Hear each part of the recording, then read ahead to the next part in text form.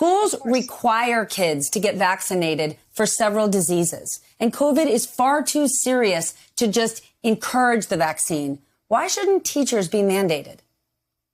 So let me, if I may, let me just say two things quickly, Stephanie. Number one, in New York, schools were open virtually all of last year. And what NICE had actually said, it's one of our locals, what they actually said was that we should have vaccines or testing, and they supported vaccines. To your specific question, the National Union is doing two things. Number one, doing everything we can to get kids back to school this September. In fact, I am in Montana today as part of that back to school effort. And number two, 90%, we have been supporting getting vaccines since they were authorized. 90% of our members have gotten them.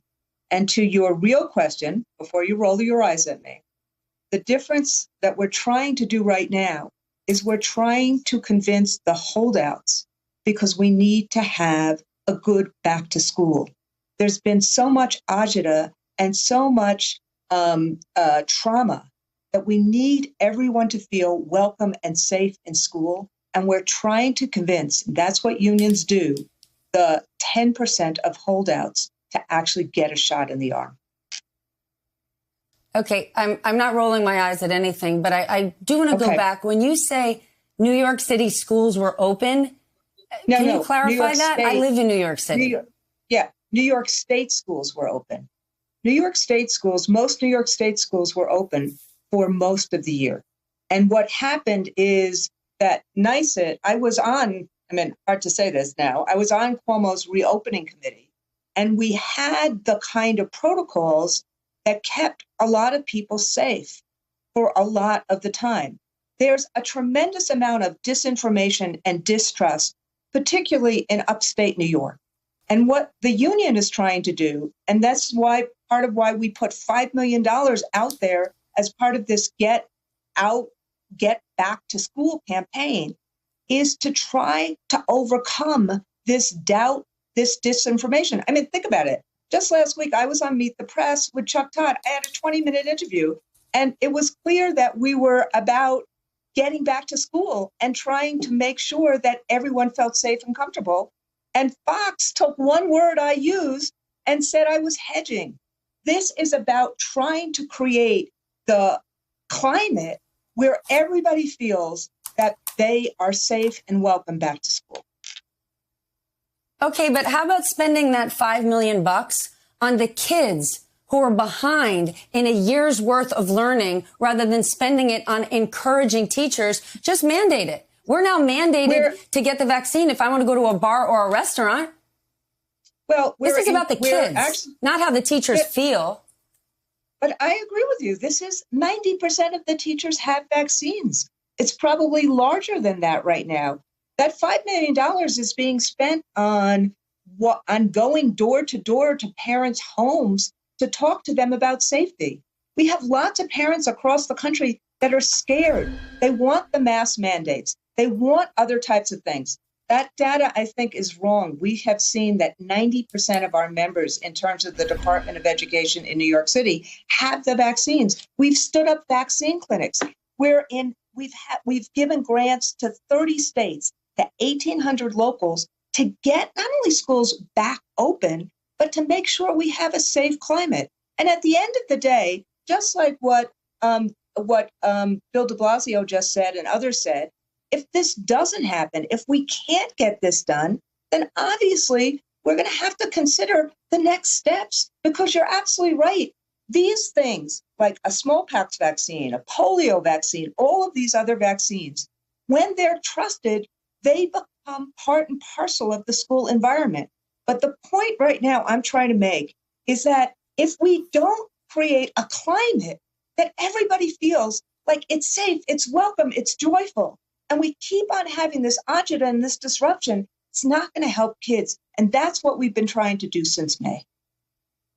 So let's go to New York City, because education department employees in New York City were eligible to get the vaccine since January 11th. 8 months later, only 40% are not vaccinated. At this point, a campaign about making them feel well isn't going to do anything. How do you get them vaccinated without a mandate? So, Stephanie, our numbers first off, it was the union that set up some of those vaccination centers and got thousands of people vaccinated. Our numbers are different. Our numbers are that basically 90% of the educators, the people in the classroom, have it. So what we're doing this month is we're encouraging not only teachers, but we're encouraging kids and their families to do this. And we believe that if they don't do it, they have to subject themselves to a test to make sure that people are safe. The issue becomes, how do we get through this hump of the last resistors in terms of just making sure that we organize, that we ensure that everybody feels safe in schools. I have been through all across the country the polarization right now. New York has an issue about making sure that the last 10, 20% get vaccinated.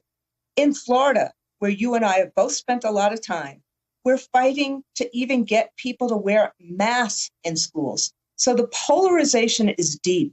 We need to stop schools from being that kind of battlefield. So that is why we are trying. I am 100% in favor of vaccines, and we are trying to get the last 10% vaxxed. You said on our network that that the union will try to open up schools in the fall. That's a lot different from Bill de Blasio, who is saying we will absolutely 100% open up schools. So can you clarify that? Thank you, Stephanie. I said on your network in that interview a lot of things. And in one sentence, I used the word try. And in 20 other minutes, I said, yes, we have to open schools totally, fully, 5 days a week. We have not retreated from our commitment. We know we must open up schools. We know it's vitally important for kids. And that's part of the reason why I am on the road this week, 5 different states, to actually get schools open and to lift up the incredible work of teachers and children. That's what that $5 million is going to. We need kids to be in schools. We need them to be safe.